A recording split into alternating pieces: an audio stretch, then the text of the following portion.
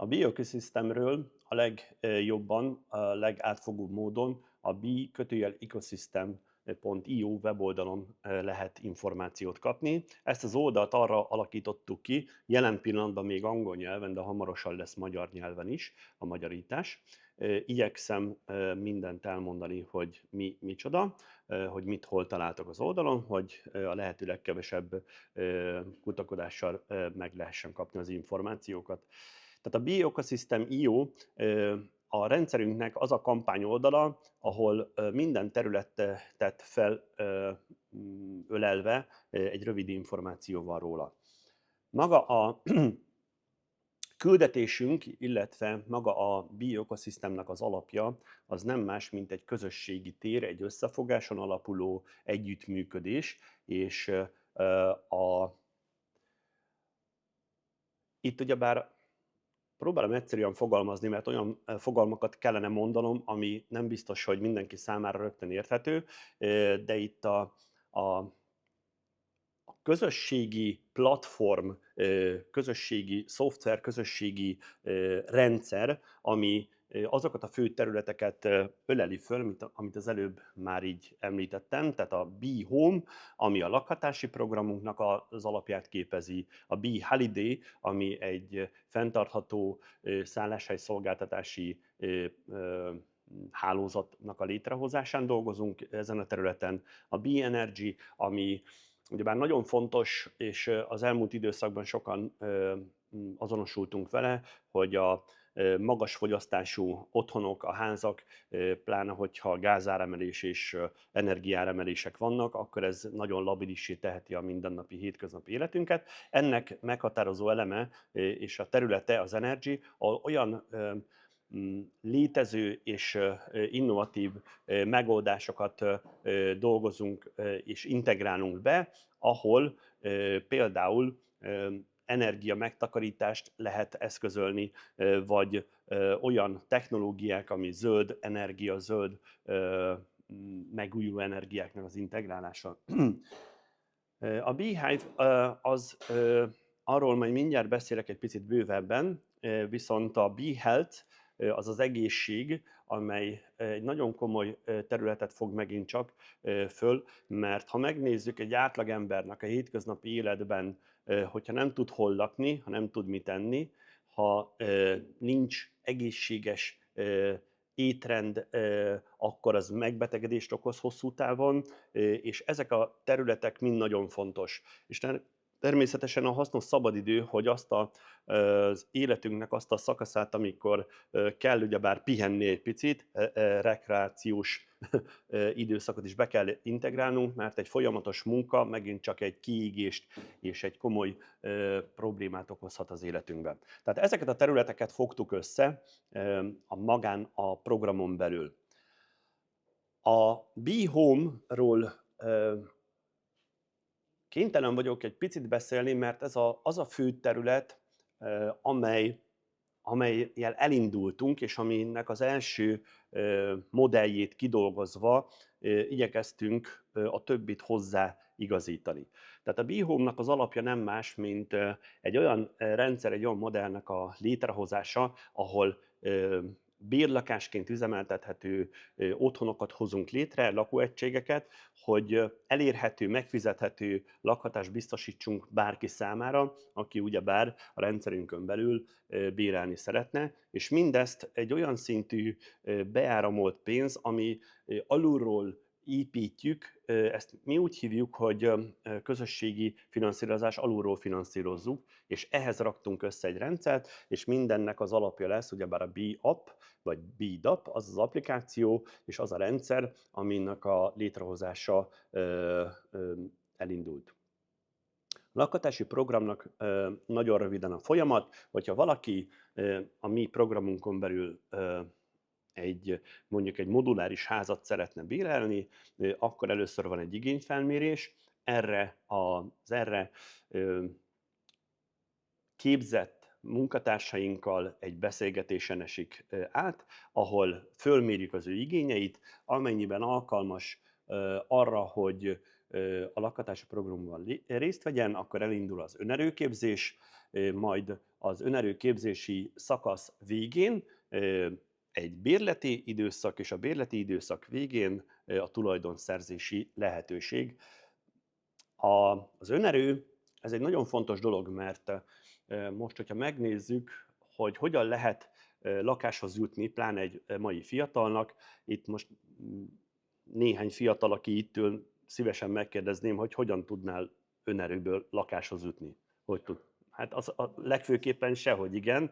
Tehát most olvastam egy cikket, megnéztem egy videót, legújabb felmérések alapján több mint 10 évet kellene Magyarországon az összes pénzünket folyamatosan félretenni több mint 10 éven keresztül, hogy a mostani áron egy átlag nem új, hanem egy használt lakást meg lehessen Budapesten vásárolni. Tehát több mint 10 évig semmire nem költesz, akkor talán meg tudnád venni. Ez ugyebár nem életszerű, és ez nonsens. A hitelfelvétel, a csok és az egyéb ilyen dolgok, az pedig nagyon sok ember számára vagy nem tud működni, vagy nem akarja ezt a megoldást. Tehát mi marad? Marad az albérlet, marad a mama hotel, marad az a dolog, ami hosszú távon megint csak nem megoldás, de ez egy kényszer megoldásoknak hívjuk. Mi programunkban azt a modellt építettem be, ami ugyebár Dánia, Hollandia és a világnak egy azon a részén úgy nagyságrendileg működik, de ez is egy olyan megoldással van ötvözve, ami a legmodernebb 21. századi technológia, méghozzá a blokklánc technológiának a lehetőségét használja ki. A részletekben nem megyek, erre egy külön előadás van, és külön videók fognak erről születni. Én most csak itt az alapötleteket, az alap dolgokról beszélek, ami elindíthat bárkiben egy olyan érzést, egy gondolatiságot, hogy ehhez a közösséghez érdemes tartozni. Tehát ez a mai előadás erről szól, hogy eldöntsétek, hogy érdemes-e velünk találkozni, legközelebb beszélgetni, mert mi tényleg egy olyan paradigmaváltó gondolatot indítottunk el a lakhatás területén is, az egészség és a többi területen, amihez összefogás nélkül nem fog működni. Tehát itt a modellben csak annyit gyorsan megmutatva, hogy van egy megtakarítási időszak, amiben az átlag család vagy az adott személy az ő általa vállalt havi megtakarításokat, ami lehet, hogy egyik családnál 10 000, a másiknál lehet, hogy 500 000 forint. Ez mindenki saját maga válogatja. Egy úgynevezett befizetési időszak, amit ezen időszak alatt befizet, annak az 50%-át jóvá fogjuk neki írni, nem is jóvá írni, beszámítjuk önerőként. Tehát ez az a dolog, ami fizikailag ezzel jutalmazzuk egy bónuszként az ő befizetését, és ez a befizetés természetesen ő úgy fizeti be, hogy ez a befizetés már rögtön lakásokká alakul. Tehát itt is a matekot elkezdtünk matekozni erről a dologról, hogy maguk a lakóegységek nem fognak maguktól megszületni, és csak úgy létrejönni, hanem ennek van egy folyamata, van egy szükséges például tőkét arra, hogy ez megvalósuljon. Tehát ez az egyik eleme a lakóegységek létrehozása megépítéséhez, hogy például a befizetett önerőkből már rögtön ezt vissza tudjuk forgatni. Oké? De több ilyen dolog van. Tehát ez a megtakarítási bónusszal növelt önerő lesz az az összeg, amit majd be tudunk számítani. Tehát ez kb. 30%, ami egy beköltözéshez szükségeltetik. A részletekről természetesen majd személyesen fogunk beszélni, ez tényleg csak az alap gondolat. Lakóegységek.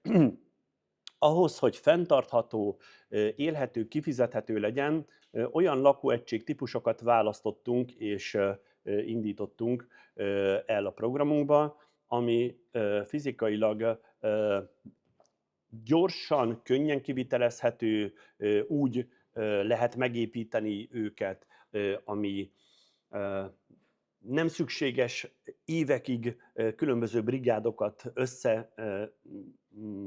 hangolni ahhoz, hogy most a kőműves tud jönni, nem tud jönni. Tehát ezeket a lakóegységeket úgy is hívják, hogy prefab házak, vagy moduláris lakóegységek, amiket nagyrészt gyárakban, üzemekben előre gyártják, és a helyszínen csak egy összeszerelés folyik, vagy vannak olyanok, ahol egybe szállítják le, és néhány nap alatt beköltözhetővé válik.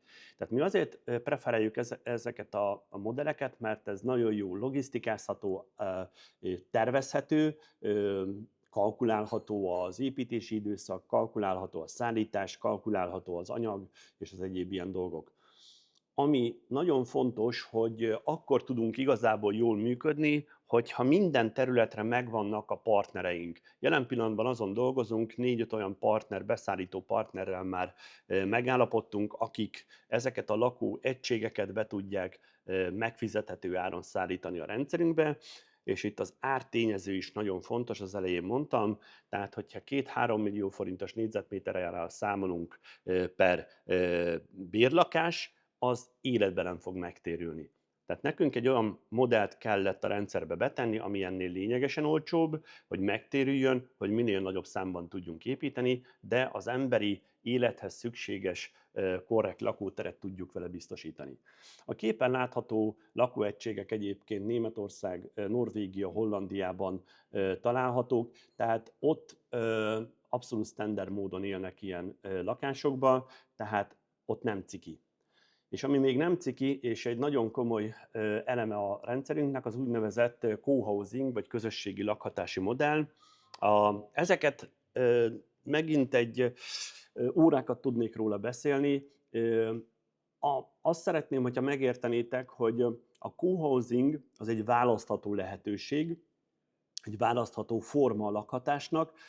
Amikor én megismerkedtem vele Dániában, rögtön beleszerettem. Tehát ez egy olyan életteret biztosít az emberek számára, ahol azokat a hétköznapi problémákat tudjuk kiköszöbölni, hogy elszigeteljük egymástól magunkat, tehát ezt például a modernkori betegségek egyikének mondják, amikor elszigeteljük egymástól magunkat, és egy ilyen magányszerűség alakul ki, ez sok helyen depresszióhoz vezet, hiába lakok egy társasházba, sokan azt se tudják, hogy ki a mellette lévő szomszéd, csak azt tudja, hogy mikor kell, mikor fekszik, milyen zenét hallgat, ugye? Tehát és hogyha megismernénk egy kicsit a másikat, a mellettek lévő emberként, lehet, hogy másképpen állnék hozzá, és nem pedig rögtön rossz indulattal. A co-housingok, mint ahogy a képen is látható, ezek olyan lakóközösségek, ahol a családi házas vagy társasházas környezetben is létrehozható önálló lakóegységek, lakóházak, valahol közösségi kerttel, focipályával, parkkal, játszótérrel, közös parkolóval. Egy a lényeg, hogy vannak azok a területek, amik egymással megosztható, és vannak azok, amiket nem osztunk meg egymással. Tehát a hálószoba nincs megosztva a szomszéddal. Ami megvan osztva, az a parkoló, a fűnyíró, vagy a tévészoba, biliárdszoba, egyéb ilyen dolgok, az pedig a közösségi házban van. Azért mondom ezt így viccesen, mert nagyon sokan poénkodnak, hogy akkor ez egy kommuna, vagy akkor ott mindenkinek mindent meg kell osztani. Nem, szó nincs erről. Hogyha megnézzük, Dániában nagyon sok co-housing van, szerte a világon több ezer co-housingról tudunk, ami ezen elv alapján épült. Semmiféle faji, vallás, hovatartozás itt nem számít. Egy a lényeg, hogy azok az emberek, akik ilyen helyen kívánnak élni, ők fölfogják azt az üzenetet, hogyha megosztjuk egymással azt, amit meg lehet osztani, és segítünk egymásnak, akkor közösségben sokkal könnyebb. Tehát ezt nagyon sok időt, energiát, pénzt lehet megtakarítani a gyereknek az iskolába szállításán, például beosztjuk, hogy ki mikor megy iskolába, és nem egy gyereket visz egy autó, hanem egy autóba befér ugyebár 3-4 gyermek is. Tehát ezeket a példákat csak azért mondtam, hogy megértse mindenki, hogy itt ez egy új gondolatiság, de mégsem új. Tehát ez a modell, ez nem más, mint a több száz éven keresztül tökéletesen működő falu modell újra gondolva.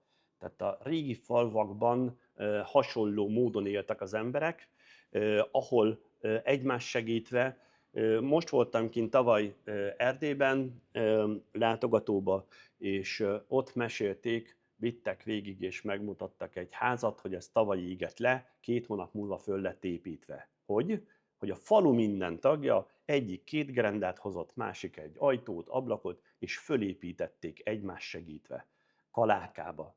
És akkor engedjétek meg, hogy visszautaljak a Bee Ecosystem névre, hogy miért Bee. A Bee az nem más, hogyha lefordítjuk angolból, mint méhecske, méh. Ugyebár itt az összefogás, az egymás segítő közösség, az egy fontos dolog, de a Bee-nek van olyan fordítási megfelelése, tehát egy ilyen, lehet úgy is fordítani, hogy kaláka, vagy közös munkára való meghívás. Tehát amikor egy egységben dolgozunk, és erre gyertek és csináljunk együtt valamit, mert az sokkal egyszerűbb.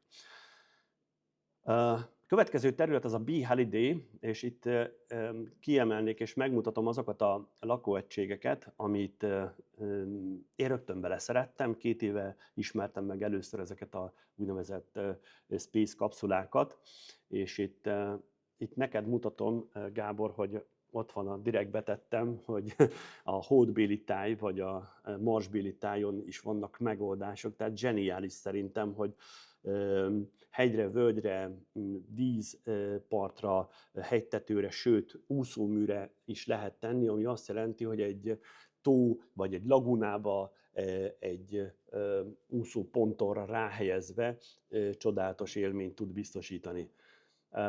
Megint csak egy hosszú kutatás és döntések sora vezetett oda, hogy az egyik kiemelt lakóegység típusnak az úgynevezett space kapszulákat, űrkapszula nevezzük bárhogy, választottuk, mert ezek is könnyen, gyorsan telepíthetők, olyan területre is letelepíthető, mint a képeken látszik, ahol mondjuk a közművek nincsenek megoldva, tehát itt napelemmel, víztisztítóval tökéletesen meg lehet oldani, mert egy ilyen lakóegység úgy van megcsinálva, hogy fizikailag az összes olyan kényelmi funkciót, ami a létfenntartáshoz szükséges, ez önmagában tartalmazza.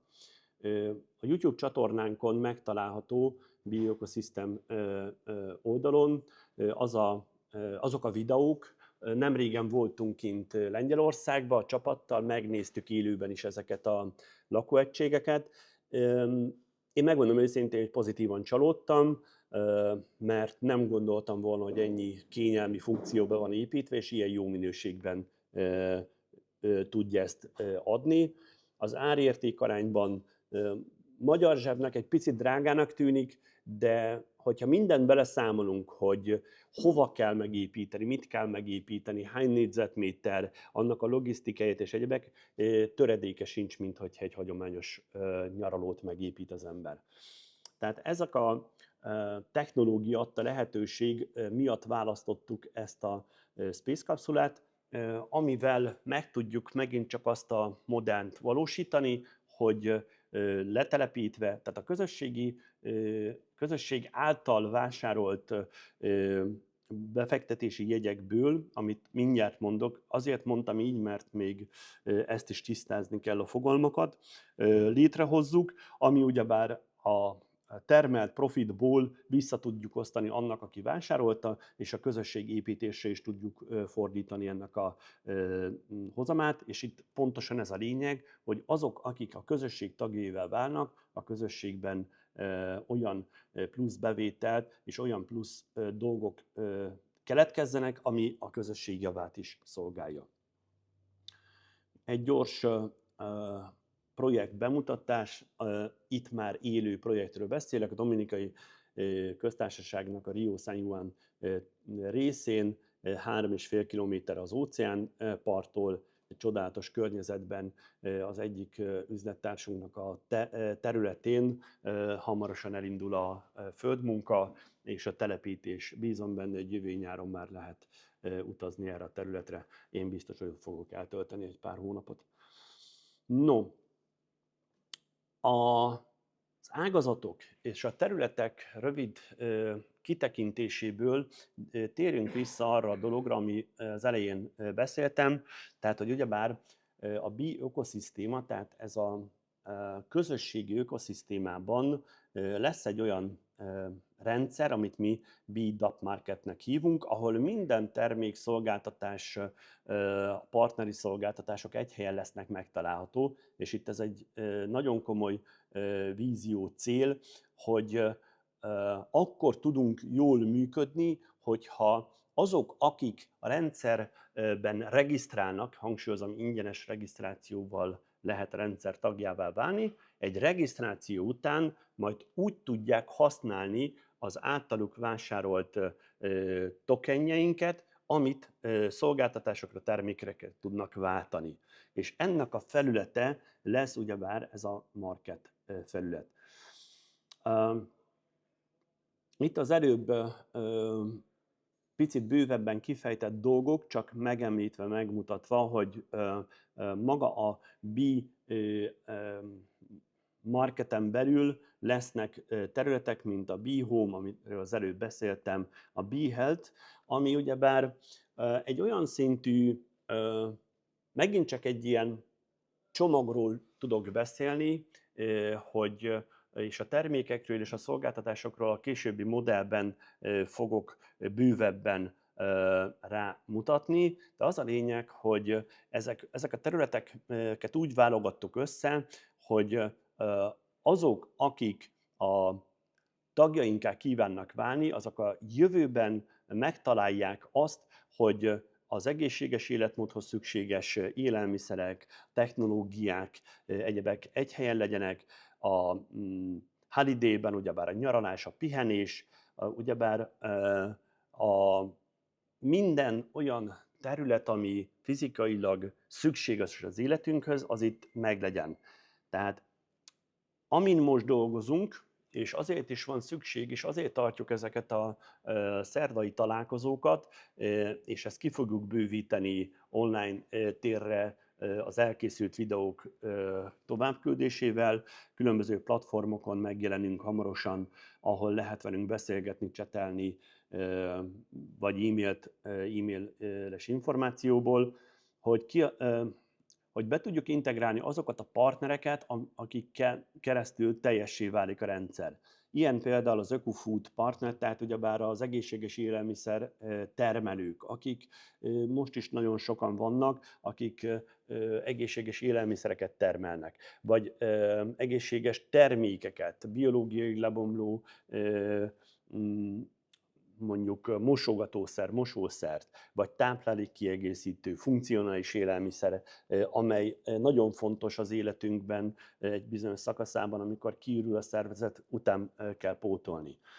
Termékpartnerek, vagy szervizpartnerek, tehát nem csak terméket kell vásárolnunk, van, amikor tönkre megy, akkor annak a megjavítása vagy a dugulás elhárítás is ugyanúgy a hétköznapi élethez tartozik.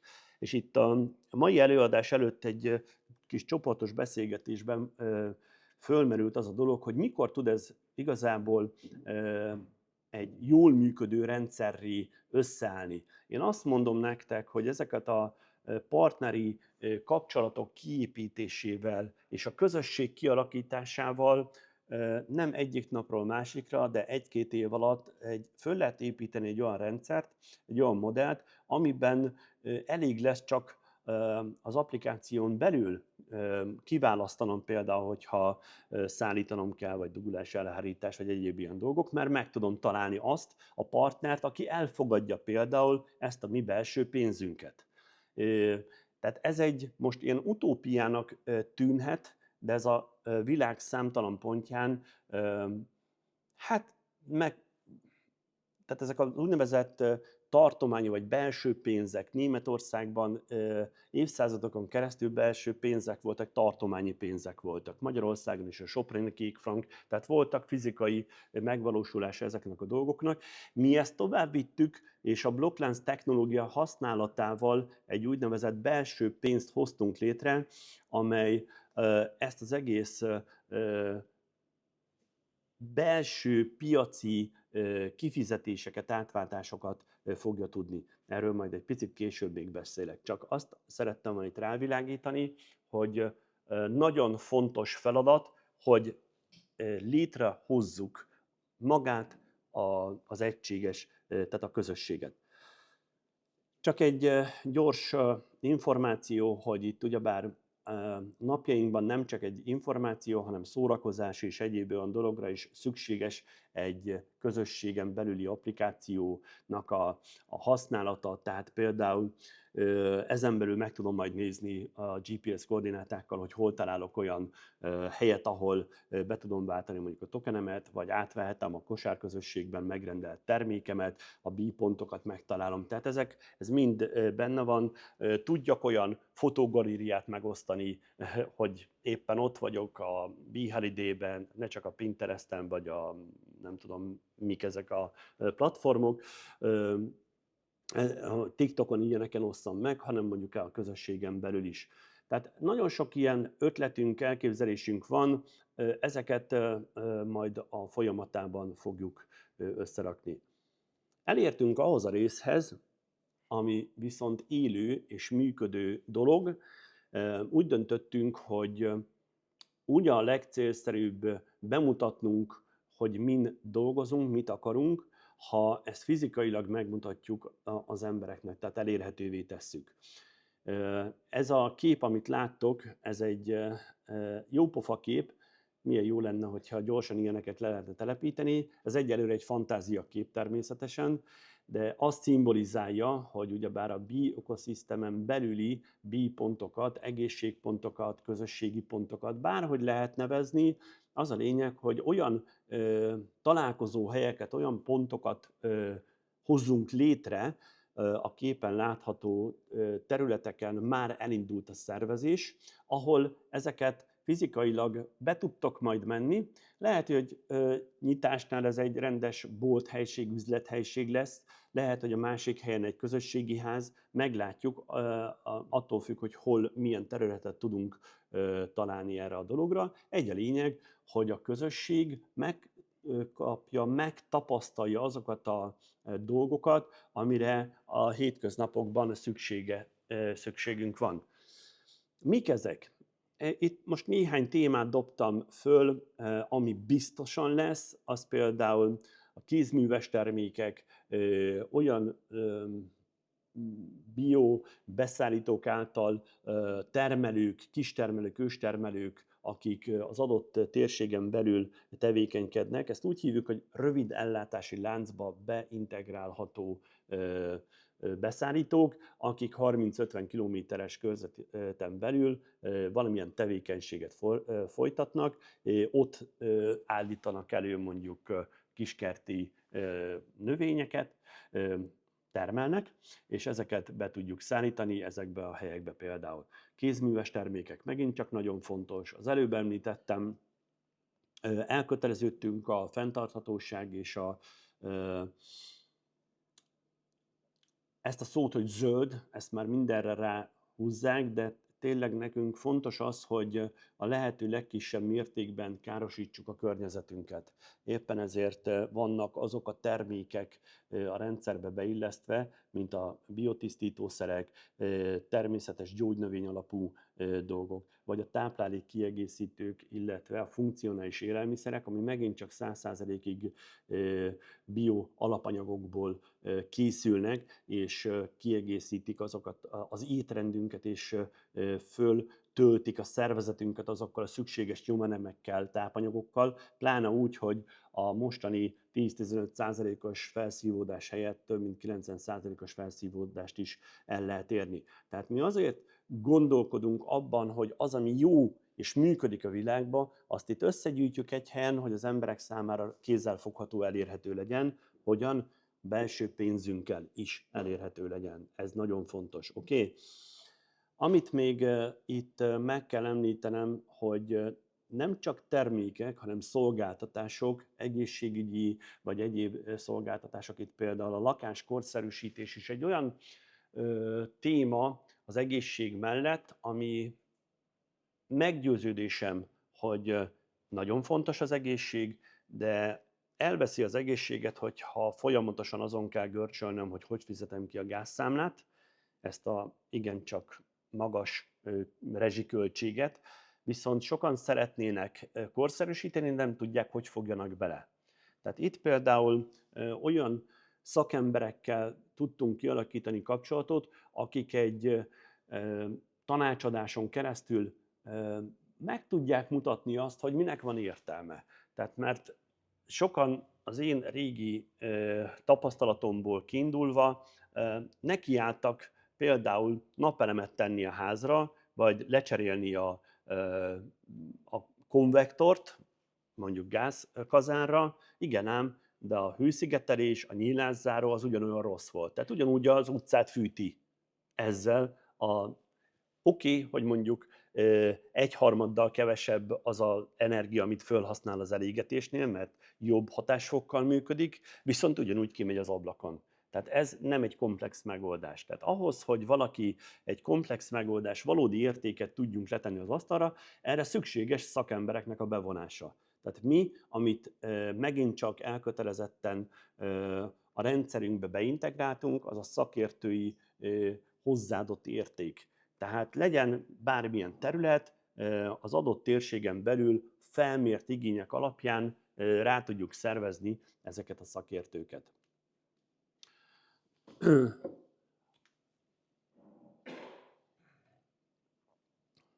Erre iszunk. Tehát, és mindezt hogyan érjük el? Erről egy rövid anyagot hagy mutassak nektek, hogy ez nem csak vízió, nem csak álmok, hanem ennek már gyakorlati termékei, gyakorlati elérhető termékek és rendszerünk van erre. Mi ezt úgy hívjuk, hogy ugyebár B-cash lesz az a belső pénzünk, amit körülbelül egy-másfél éven belül fogunk tudni létrehozni, a mostani időszaktól számítva, mert meg kell felelnünk azoknak a szabályoknak, amit ugyebár elébünk állítanak, viszont ennek van egy több lépcsős kezdeti szakasza, ami elindult és ami működik, az a Virtual Prebikes, amely termékkel le tudjuk majd kötni a későbbi kibocsátásra kerülő termékeket. És miért van értelme, vagy miért van lényege annak, hogy tokennel fizessünk, ne például forinttal? Ez egy fontos kérdés. Ez az ábrán megmutatom nektek, hogy ha most valaki 4000 tokent, Virtual Prebikest vásárol, tehát leköti ezt a token mennyiséget, akkor a kezdeti akciónak értelmében nem $1 árfolyamon kell neki megvásárolni, csak 0,7 $ árfolyamon, amit hogyha ugyebár visszaszorzunk, az 42%-os kedvezményt jelent az elköltött pénzmennyiséghez képest a most megvásárolt értéket kell arányban állítani. Oké? Tehát ez egy komoly kedvezmény, és van egy jó hírem, hogyha valaki most 0,7 dollárért vásárol egy Virtual Prebikest, ő majd a létrejövő termékek, szolgáltatásoknál ezt $1 fogja tudni beváltani. Tehát ez az, amit mi számára egy bónuszként adunk, hogy ő megelőlegezi, mert ez a rendszer hidegindítása, megelőlegezi számunkra azt, hogy el tudjunk indulni, és ebből pedig mi visszaosztjuk számára, hogy ez a kedvezmény rögtön rendelkezésére álljon. És mindezt a nyitó akcióban elég az 50%-át befizetni a kiválasztott összegnek, tehát magyarul ebből a példából látszik, hogy 4000 tokent le lehet kötni úgy, hogy csak $1120 befizetés, igen, $1120 lehet befizetni, magát ebben lehet lekötni ezt a termékösszeget. Ez úgy működik, hogy körülbelül 3 hónap múlva lesz az a termék, ami ezt követi, amit már fizikailag el lehet majd költeni, és erre a termékre lehet ezt majd beváltani. Jó? Tehát ez egy nulladik lépés, ezzel lekötöm a Prebikest, amit már tudok erre a dologra használni később. Ott is ennek a részleteiben nem megyek bele megint, ez egy személyes találkozó keretében érdemes elmondani. Egy a lényeg, hogy mi egy közösségi finanszírozási platformot teremtettünk meg ezáltal, hogy magát a rendszert mi magunk hozzuk létre, ne legyünk elkötelezve senki külső fél felé sem. Oké? Tehát, és így a profitnak a nagy részét visszaosztjuk azonnal a mostani vásárlóknak. Ahhoz, hogy valami működjön, kell, hogy működjön a matek. A matek az nem más, mint az a dolog, amely a beáramolt pénz, a felhasználása és annak a hozadéka teremti meg az egyensúlyt. Tehát ez a két ábra, amit most itt láttok, ez nem más, mint a token kibocsátás, hogy mi mire van használva. Tehát itt nincs ingyen pénzek osztogatása, itt nincs spekulatív dologra felhívás, mert ugyebár, hogyha valaki egy picikét is járatos a kriptó területen, ott nem egyszer hallunk olyat, hogy beígérnek több százszoros vagy több ezerszeres megtérülést és hozamot és egyéb ilyen dolgokat.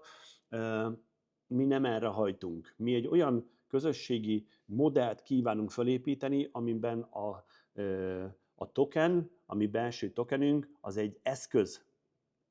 Az egy eszköz, nem pedig az a fő lényeg. Tehát ezzel tudjuk működtetni majd a modellünket, és biztos vagyok abban, hogy azok, akik megértik az alapgondolatunkat és az alapüzenetünket, rá fognak jönni arra, hogy ehhez mi magunknak kell ezt az egész modellhez minden apró szöget, minden apró téglát közösen kell összeraknunk, és ezt így fogjuk tudni összetenni. Két számot szeretnék erről az ábráról kiemelni, ugyebár ott van a úgynevezett token poolok, amik tehát hogy mire kerül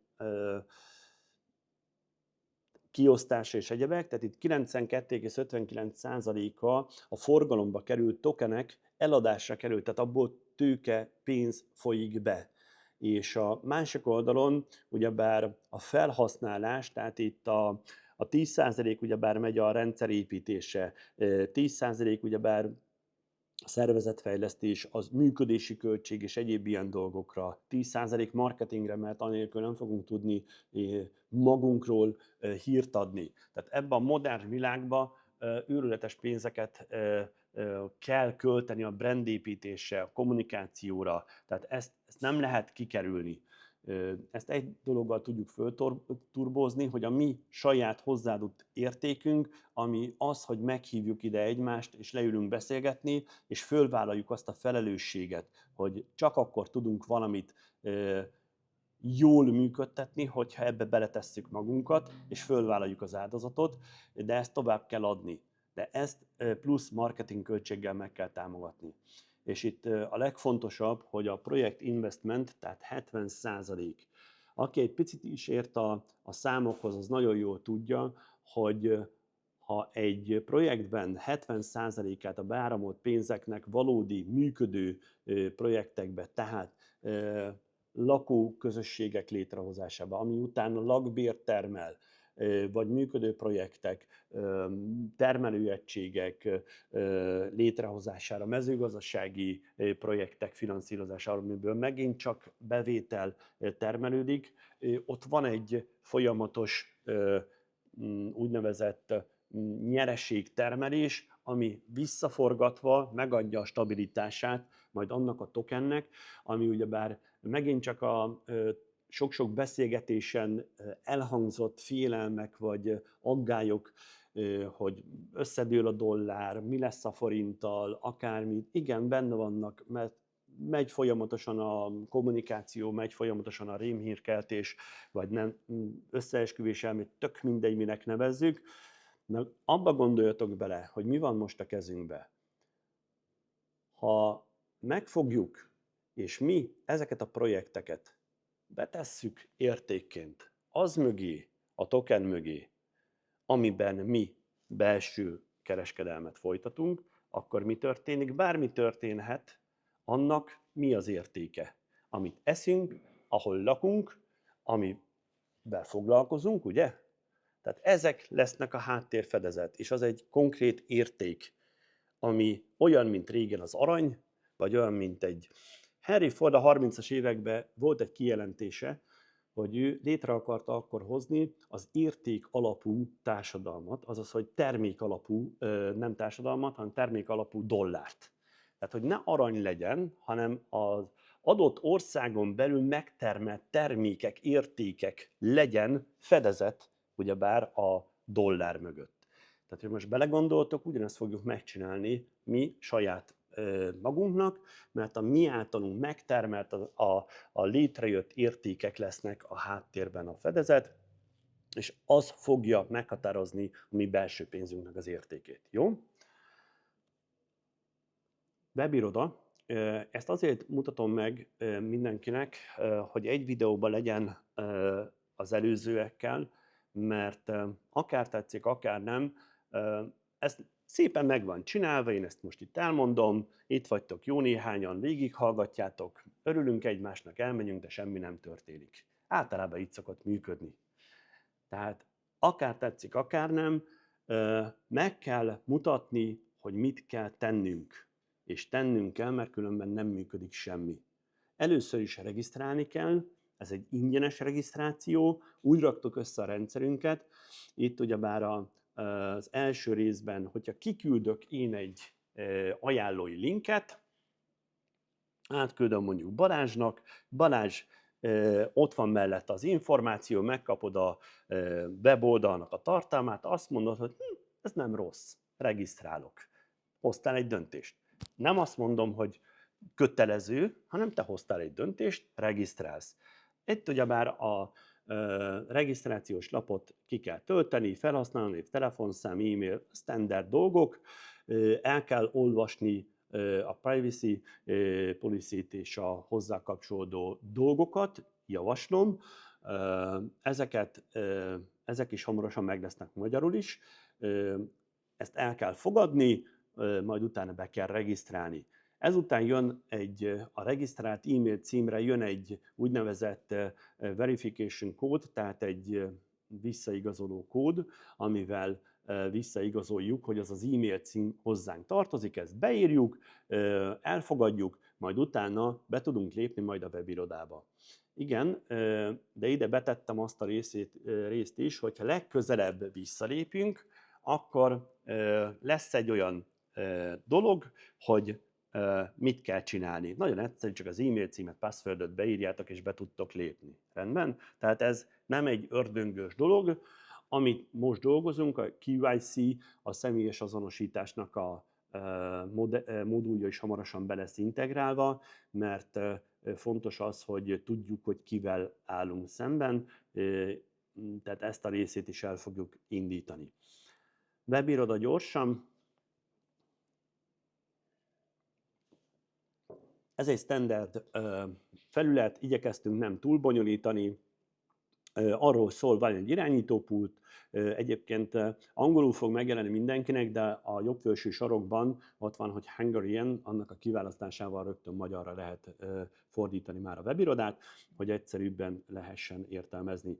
A főszámlánál alapértékek van, a token egyenleg, teljes egyenleg, letétet lehet elhelyezni, vagy vásárolni az aktuális kosárból, ami egyébként jobb oldal található. Ott lehet látni, hogy 5 millió token van jelen pillanatban ebben a kosárban, 5 millió tokent lehet 0,7 dolláros árfolyamon megvásárolni, azaz, hogy előregisztrálni, lekötni. Ezt nagyon egyszerűen úgy tud működni, hogy a vásárolj most gombra rákattintotok, kiválasztjátok, alapesetben USD, tehát amerikai dollár az elszámoló alapegységünk. Most dolgozunk, hogy magyar forintot vagy eurót is át lehessen utalni, illetve PayPal-lel is lehessen fizetni. Ez megint csak nem egy bonyolult dolog, a vásárlási mennyiségbe beírjátok, hogy mennyi tokent szeretnétek megvásárolni, és az kiírja, hogy ez most 10 virtuál prebíkes, az 7 dollár. És akkor ráklikkeltek a fizetésre, és megvásárlás után hozzáadja a tokenhez. Tehát ennyire pofon egyszerű az egész, nem kell semmi extra dolgot hozzá tenni. Szerintem, hogyha elolvassa bárki a használati, tehát azt, hogy mit kell tenni, vagy megnézi majd az kifejezetten erre a blokkra készülő videónkat, hogy ott minden menüpontról lesz külön videó, hogy mit, hogy lehet csinálni. Szerintem aki ezt nem tudja megcsinálni, azzal nem tudok mit kezdeni. Ami fontos, hogy a közösségnek a gyarapodása, nevezhetjük toborzásnak, figyelemfelkeltésnek, meghívásnak, tök mindegy. Egy a lényeg, ha nem tudunk egy megfelelő tömeget magunk mögé fölállítani, akkor nem tud a dolog működni. Tapasztalat az az, hogy ezt csak úgy tudjuk elérni, hogyha fölvállaljuk azt, hogy igenis elküldjük azt információt másoknak, megosztjuk. Lehet manuálisan, ide szerdai napokon meghívni barátainkat, ismerőseinket, vagy bárkit, meg lehet tenni, lehet velünk élőbe találkozni, de a legjobb akkor tud működni, hogyha itt ugyebár az ajánlói linket kimásolom, és az általunk megint csak lehetőségként felajánlott kommunikációs anyaggal együtt elkülditek, vagy írtak hozzá pár dolgot. Tehát például Timi, küldök neked egy linket, nézd meg, szerintem zseniális jó gondolat, én regisztráltam, ha téged érdekel, akkor segítek. De erre a linkre, hogyha ráklikkelsz, akkor ingyen regisztrálsz, sőt, van egy jó hírem, még kapsz $1 is azért, mert regisztráltál, jó? Oké, ennyire pofon egyszerű, tehát nem kell semmi faxnit csinálni, nincs kötelező regisztrációs díj, nincs tagsági díj, nincs mit tudom én, hűségpénz, vagy akármi egyéb dolog, mi most egy közösséget építünk. Lesznek és vannak partnereink, akik termékeit, szolgáltatásait is el tudjuk érni ezen a platformon keresztül, lesznek elfogadóhelyek, lesznek olyan partnerek, akik azt mondják, hogy jaj, de jó, lehet itt majd fizetni nálam az étterembe tokennel, de először ehhez kell egy közösség. A közösséget mi építjük, és nekünk kell ezt a munkát elvégezni. Tehát a mai előadás erről szólt, köszönöm, hogy itt voltatok, köszönöm, hogy megnézitek, és osszuk meg az információt, hogy minél többen legyünk.